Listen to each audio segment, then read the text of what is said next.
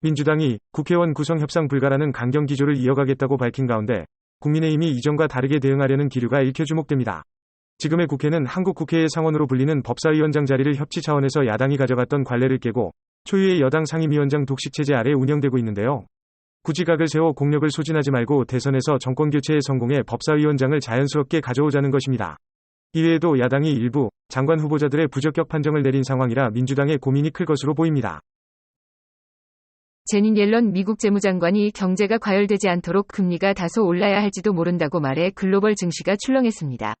옐런 장관이 기준금리 인상 필요성을 직접 언급한 것은 이번이 처음인데 시장이 갑작스러운 충격을 대비하기 위해 준비할 시간을 줄 목적이었던 것이 결과적으로 나스닥 지수가 폭락하는 등 시장에 충격을 준 것입니다.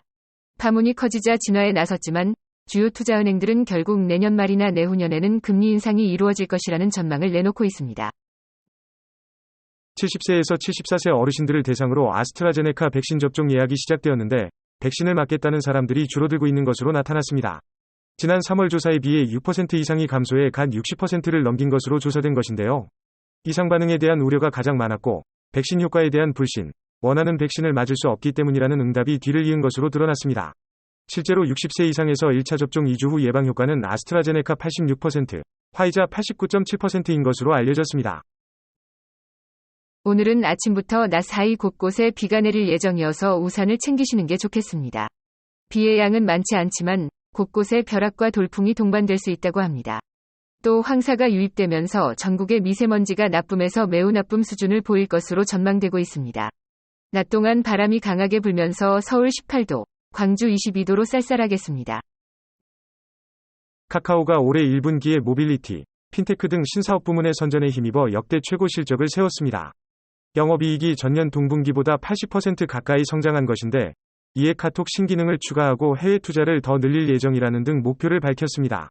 한편 수요일 밤부터 목요일 새벽까지 카카오톡이 먹통이 되어 논란에 휩싸인 것에 서비스 안정성 확보 의무를 다하지 못했다는 명목으로 일명 넷플릭스 법을 적용받을 것인지 주목되고 있습니다. 코로나19 백신 생산을 확대해야 한다는 국제사회의 압박을 받아온 미국 바이든 정부가 해당 백신에 대한 지식재산권 면제를 지지한다고 밝혔습니다.